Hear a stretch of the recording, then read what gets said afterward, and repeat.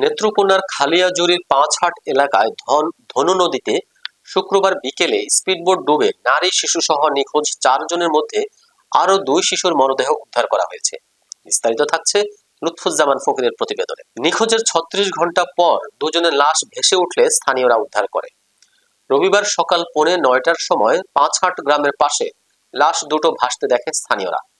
পরে নিখোঁজ হওয়া স্বপন মিয়ার 7 বছর বয়সের শিশুকন্যা লায়লা আক্তার ও বর রানা মিয়ার বোন শিরিন আক্তার এবং এর আগে নোফাইল মিয়ার মেয়ে উষামণির লাশ উদ্ধার করা হয়। এখনো নিখোঁজ রয়েছে আরো এক শিশু। খালিয়াজুড়ি উপজেলা বিএনপির সভাপতি আব্দুর রব স্বাধীন 2 শিশু উদ্ধারের বিষয়টি নিশ্চিত করে বলেন, আন্ধাইরি গ্রামের নবাব মিয়ার ছেলে রানা মিয়ার বিয়েতে অনুষ্ঠানের বরযাত্রী যেতে ভাড়া চালিত স্পিডবোটটি আনা হয়েছিল।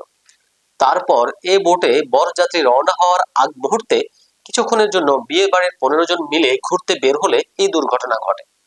খালিয়াজুড়ি থানার ওসি মকবুল হোসেন লাশ উদ্ধারের বিষয়টি নিশ্চিত করেছেন।